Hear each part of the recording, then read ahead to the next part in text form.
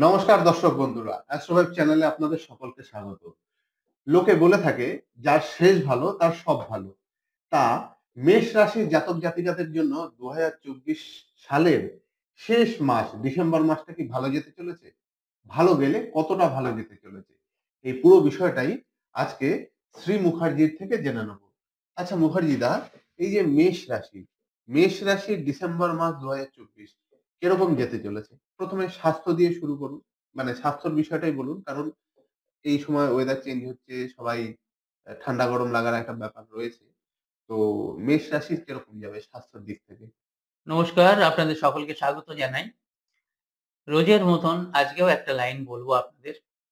ধরুন মানুষ সবাই সবাইকে চেনে। তারপরে কর্মটা হয়। তা কর্ম কিছুদিনের জন্য টিকে থাকে। কিন্তু কর্মের পরে যদি ওই কর্মের মাধ্যমে লোক আপনাকে চেনে, তাহলে কিন্তু সেটা সারা জীবনের জন্য টিকে থাকে। যাই হোক হেলথ নিয়ে বলবো। হেলথ এখন দেখা যাচ্ছে যে মেষ রাশির রাশিপতি মঙ্গল ৪র্থ স্থানে নিচস্থ আছে। তাহলে যেহেতু ওখানে নিচস্থ আছে, সেহেতু কি হবে? না তার এনার্জি লেভেলটা কম হবে, ফ্রাস্ট্রেশন বাড়বে। এটা দেখা যাবে আবার যে ১৫-১৬ই ডিসেম্বরের পর থেকে স্টমাক নিয়ে প্রবলেম হবে, একটু সাবধান থাকতে হবে। খাওয়া-দাওয়া ওভার যেন না হয়। ওভারঅল মেষ রাশির হেলথ এর জায়গাটা যথেষ্ট ভালো লক্ষ্য করা যায়। আচ্ছা। তো অর্থনৈতিক দিক কিরকম যেতে চলেছে? বা যারা বিজনেস করেন বা বিজনেস করার কথা ভাবছেন এবং যারা কর্পোরেটে রয়েছেন প্রমোশনের চিন্তাভাবনা করছেন বা উন্নতির চিন্তাভাবনা করছেন বা যারা চাকরি জব সুইচ করার কথা ভাবছেন বেটার অপরচুনিটির জন্য, তাদের জন্য মেষ রাশির জাতক জাতিকাদের কিরকম কি রয়েছে অপরচুনিটি? মেষ রাশির ভাগ্য, কেরিয়ার আর বিজনেস এর দিকে যদি লক্ষ্য করা যায়, তাহলে কর্ম হবে। ১ম স্থানে যেটা দেখা যাচ্ছে যে শুক্র আছে। ১ম স্থানে শুক্র থাকলে এই জায়গা থেকে কর্মবৃদ্ধি হয়, কর্মে প্রমোশন হয়, বিদেশ যাত্রা কর্মের জন্য করা যায়, দেখা যায় এবং সেখান থেকে আপনারা যদি মানে বিজনেস যারা করছেন তারা ইনভেস্ট করতে পারেন এবং কেরিয়ারের দিকে আরো অগ্রসর হতে পারেন। কারণ আপনাদের শনিদেব একাদশে আছে। ৩, ৬, ১১ তৃতীয়, ষষ্ঠ একাদশে শনিদেব খুব ভালো ফল দেয়। একাদশে শনিদেব মার্গী হয়ে গেছেন। মেষ রাশির বিশেষ করে যথেষ্ট ভালো সময় এই ২০২৪ এর ডিসেম্বরে লক্ষ্য করা যায়।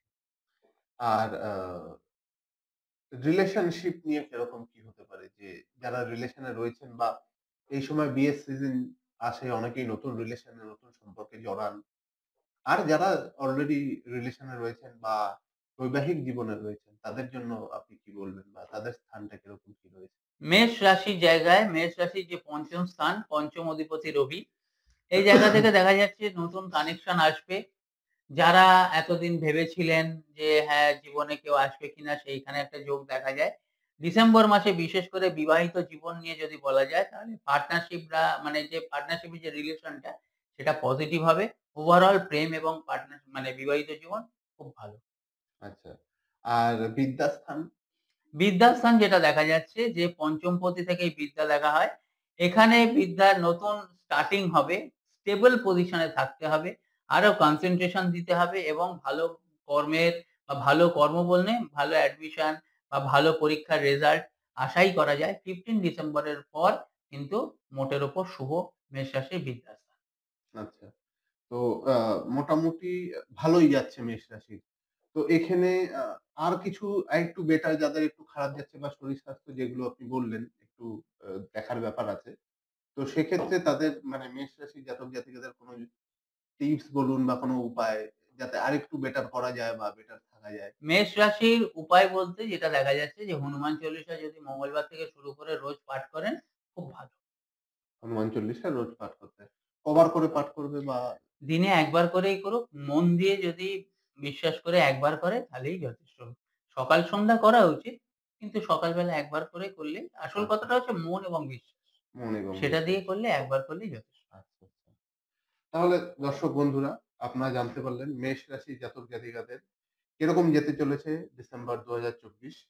আপনার যদি মেষ রাশি হয়ে থাকে তাহলে আপনার যদি কোনো প্রশ্ন থেকে থাকে অবশ্যই আমাদের কমেন্টে জানান। আপনার কারো পরিচিত কারো বা কাছের মানুষের যদি মেষ রাশি হয়ে থাকে তার সাথে ভিডিওটি শেয়ার করুন এবং আপনাদের ভালোবাসা আমাদের সাথে ভালোবাসায় আমাদেরকে সেটা লাইক করে আমাদেরকে সেটা বোঝান। আপনারা চ্যানেলটা সাবস্ক্রাইব করুন। পরবর্তী ভিডিও দেখার জন্য এবং তার নোটিফিকেশন পাওয়ার জন্য সাবস্ক্রাইব বাটন প্রেস করে বেল আইকন প্রেস করে অল নোটিফিকেশন কিন্তু অ্যালাউ করতে ভুলবেন না। আপনারা এতক্ষণ ধরে ভিডিওটি দেখার জন্য আপনাদের সকলকে অসংখ্য ধন্যবাদ। নমস্কার।